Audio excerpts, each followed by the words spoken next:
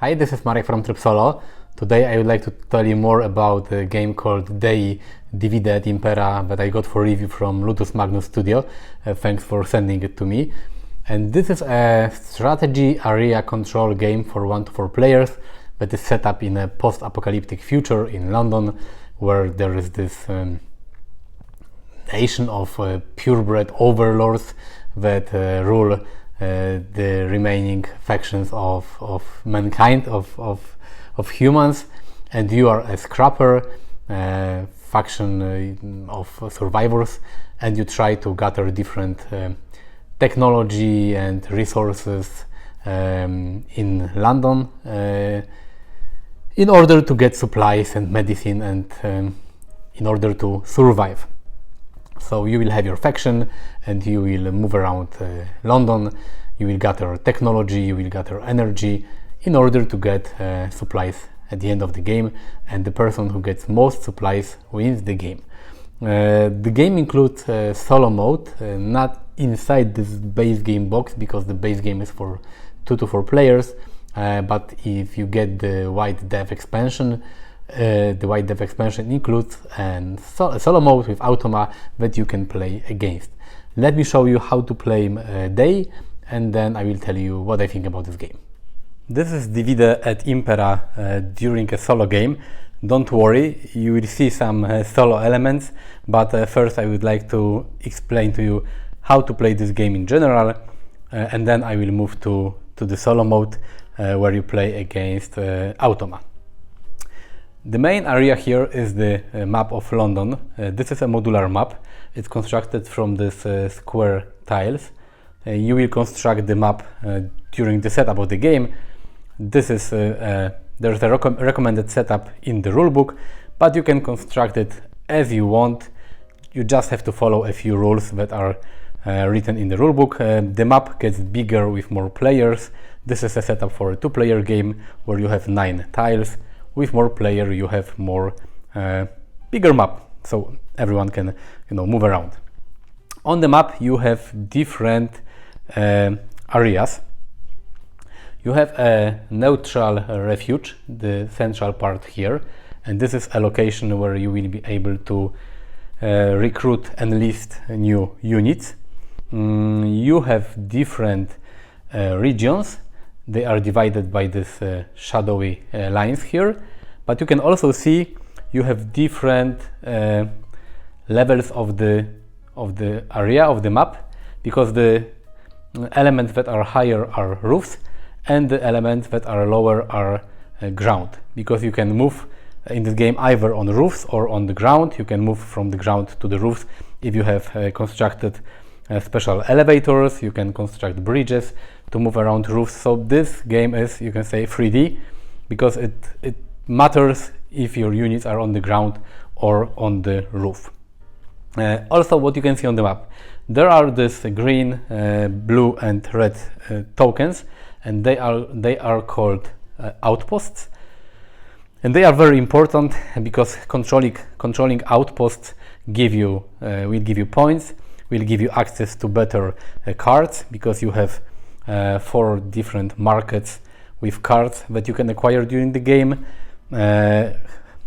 Controlling outposts will allow you to unlock special features on your player board and will give you points at the end of the game as well. Apart from the outpost, you have some resource tokens. You have the round one, and they are called technology, and you have these tokens, they are called energy. Your task, you can say, one of the tasks of your units is to collect the different resources, because the resources can be spent on buying new cards, but the resources will also give you points at the end of the game, just like controlling the outposts. Each player has got a player board that looks like this. Let me show you. On the player board, you have space for your faction leader. You have 4 factions in the base game, and each faction has got a special ability unique to the given faction. You have 3 features that you will randomly get at the setup of the game, and if you control the outpost of a specific color, red, green and blue, you will be able to unlock these features, and they will give you some special powers that you will be able to use during the game. So each player has got different features, so unlocking them makes the game more asymmetrical because each player will have different abilities in the game. Here you have spots for these cubes, and if you gain control of an outpost, you will take the cube from the outpost and place it on your player board. If you manage to control 2 outposts, and if you have 2 cubes of a given color, you will be able to unlock the feature. Here is space for your resources that you will gather during the game. Here is a spot where you will put discarded cards, and here are some tokens that you will use for missions, because in this game you will also be able to complete different missions that will give you victory points or supply points, because supplies are victory points in this game. Here you can see 4 different markets, and the top one is the black market, and below you have the green one is machinery market, the blue one is logistic market, and the red one is tactic market. Each player gets a deck of cards. At the start of the game you have basic cards. They have the logo of your faction. I have some better cards here already because I've played this game a little to show you a later stage of the board and of the game. But basically each player gets 8 cards. They are a little different for each faction, and you will play the scarce in your turn to perform different actions. The icons on the cards show different actions that you will be able to perform. But on the market you have a much better version of the basic cards. You also have cards that give you additional abilities. So when you play the game, you will gather different resources, and then you will be able to spend the resources on getting new cards. For example, you can see that this basic card has got 2 icons, so you can enlist new scrappers and move them, and with this more advanced card you are able to enlist scrappers, move them twice and gather new resources. So this is much more powerful card. Getting the cards will also give you supplies or victory points at the end of the game. So this is one way of getting victory points, to acquire as many cards as you can during the game, because they will give you victory points at the end of the game. You have also missions. You have different mission cards. At the end of each round, because the whole game is divided into 4 rounds, you will have to choose one of the available missions. There are 8 missions randomly chosen during the game, and you can score additional points for performing the mission. For example, here you will get 1 victory point for each technology supply resource that you have on your player board. So you can get victory points for controlling outposts. You will get victory points for unlocking your special features. You will get victory points for resources that you will gather during the game, and for the cards that you will acquire during 4 rounds of the game. Here is the track where you will track which player has got how many supplies, victory points. And as I said, the whole game will last 4 rounds. In each round, each player will do 3 turns. So the whole game only lasts 12 turns, and that's it. And during each turn, you will choose 2 cards from your deck of cards. You always have 8 cards, because if you want to buy a new card, you have to discard 1 card already owned. So you always have 8 cards. So from all the cards that you have in your hand, you can choose 2 and perform actions. So for example, if I choose this card, I will be able to recruit and enlist 2 scrappers, the miniatures that looks like this. Each faction has got different miniatures. You have always 15 scrappers and 1 leader that looks a little different. The leader has got some special abilities written on this card. So if I choose this card, I will be able, for example, to enlist, recruit 2 units. I will put them, for example, here. Another card allows me to move. You can move 1 unit or a whole group of units from one region to another. When we are talking about movement, the important aspect in this game is majority. You need to have majority, so basically more units if you want to move to a region, and if you are in a region and you want to collect resources that are scattered around the board, you also need to have majority. So you need to have more units. Also, if you want to control an outpost, you need to have more units than your opponents. So you have just 15 scrappers, and you have to place them strategically on different regions to, you know, have more units than your opponents in order to move, to gather resources, and to control the outposts. What other actions are here? This icon, for example, tells you that you can gather resources that are in the region where you are, where your units are. This icon shows you, this is a build icon, and you can build things. You can build bridges that will connect different areas on the roofs. You can build a refuge, and this will allow you to recruit different units because this is there is a natural refuge in the center area here. But if you would like to recruit units in other regions, you have to build your own refuge. And you can also construct elevators, and they will allow you to move from the ground to the rooftops, and from rooftops to the ground area. There are also some drones. There are 4 types of drones in the game, and they look like this. This is one example of a drone, and they have different abilities. They don't belong to any player. Each player has got, each faction is somehow connected to one specific drone, but you can acquire drone cards as well from the markets, and they will allow you to use them, so they don't belong to any player. And some drones help you with gathering resources. There are drones that can teleport you to rooftops. There are some transporters that will allow you to enlist new units. There's also a reaper unit that allows you to kill other scrapers, but killing in this game is not something you will do very often. You basically try to gather resources and, you know, control outposts and not kill other people. And so basically you will play 2 cards, and then the next player can also play 2 cards. After the second turn in every round, you will be able to unlock different features if you have enough outpost cubes here. And after the third turn, you have to choose one of the available missions and get points from the mission. After that, the round ends.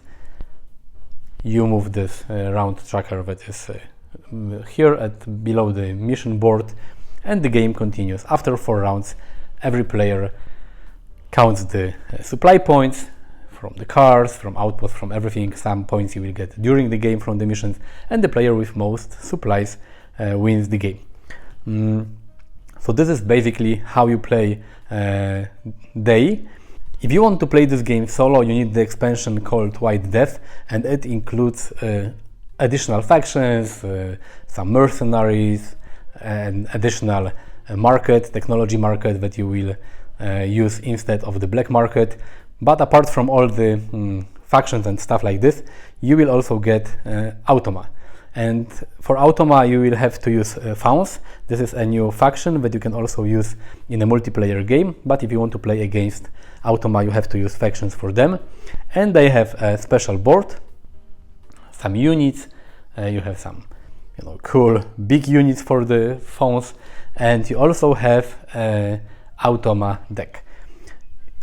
Your game looks almost the same as in a multiplayer game. You have your own board. Each turn you will play 2 cards. you will perform different actions, move around, gather resources, you will try to control outposts, unlock features, buy new cards, complete missions.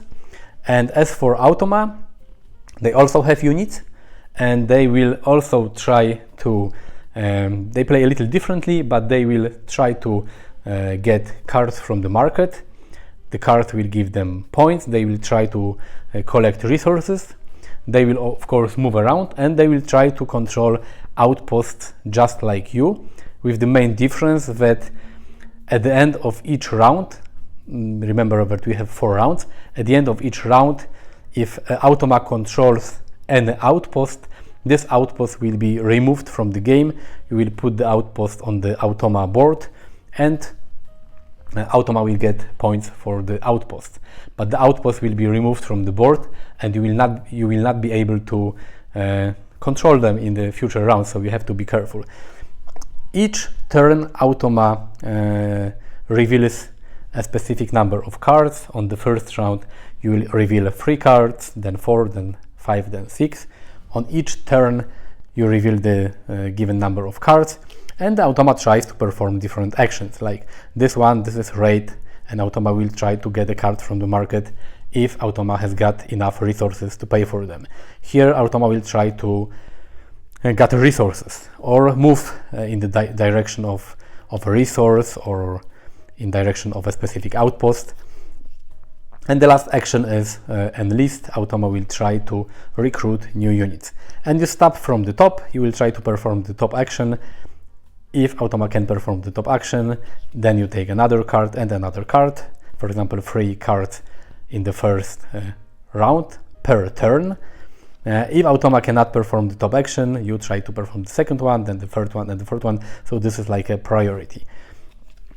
After you do the Automa turn, then it's your turn again, and the game continues. At the end of each round, you can finish some missions to score points, and at the end of each round, Automa will not use the missions, but Automa will try to, remove outposts permanently from the game board. It plays really smoothly because Automa basically has got only 4 actions. Sometimes you have to think which there are, in the rulebook there are some priorities, which units Automa will move, because Automa will always try to have majority in a region where there is outpost or where there are resources in order to gather them. So sometimes you have to think which units can be moved for Automa, but basically it's very easy and it doesn't take a lot of time to do Automa turns. So this is how you play D.E.I, multiplayer and solo. Let's go to summary. When I first opened D.E.I, I thought that this will be quite a complex game because the rulebook has got I think 30 pages and the setup for this game takes 15 pages in the rulebook, so I thought, oh my god, this will be a lot of setup, a lot of rules and everything. But to be honest, this game plays really fast and it's not too complicated in terms of rules, and this is really cool because basically, as you have seen when I explained the rules, in your turn you can only play 2 cards and perform actions written on the cards. So it doesn't take a lot of time to perform your turn. Other players, they don't have to wait a lot for their turn.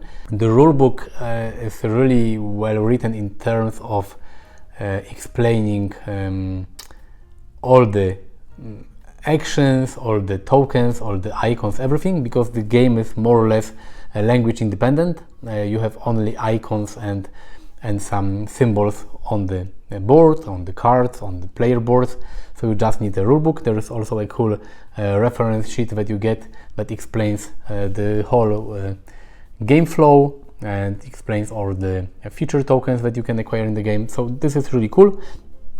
The only disadvantage is that the rulebook doesn't contain any examples. I would like to see more examples of specific actions, so you will have a better idea how to perform them. But basically this game is very easy to learn in terms of rules, but it's a really fun area control game. I'm not a huge fan of area control games, to be honest, but this one is really fun. First of all, you have a modular board, and this is a big advantage because every time you play the game, the London, the whole map will look different. There are some rules how to set up the board, but basically you have a freedom and you can construct it as you want. So this is really fun. You don't have a board where everything is printed on it. You can construct the board for yourself. The map gets bigger with more players, it gets smaller with less players, but this is really fun. Also, this game is not about killing, and this is also quite unique because you have your scrappers, your units, and you have to move around. You have to take control of outposts, and you have to gather all the resources. But it's not about killing, but about having majority in different regions, so it's really fun. There are some cards, and one of the drone can kill or remove from the board other players' units, but this is very seldom, and mostly you will have to think how to place your units strategically on the board to gather resources and to control the outposts. I like the deck building element of this game because you start with 8 basic cards, but you can acquire more cards during the game, and the new cards will give you supply points at the end of the game, victory points, but they will also allow you to perform actions, better actions, more efficient actions. Some actions will be more powerful depending on how many outposts you control. So you have a,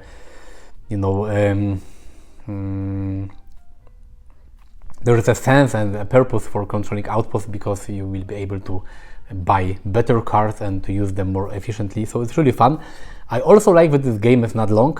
Of course, if you play with 4 people, it can take some time to finish, but I think with 2 or 3 people you can easily play this game under 2 hours, and this is a really good time because sometimes I think some strategy, more heavy area control games, the game can take 3-4 hours to play. This one you can finish in 2 hours, and even though the setup in the rulebook is written on 15 pages, so it's quite long. After you play this game once, it's really easy to set up the game. You have to prepare the markets, prepare the boards, shuffle some decks of cards, give a zip bag to each player with the units and tokens, and that's basically it.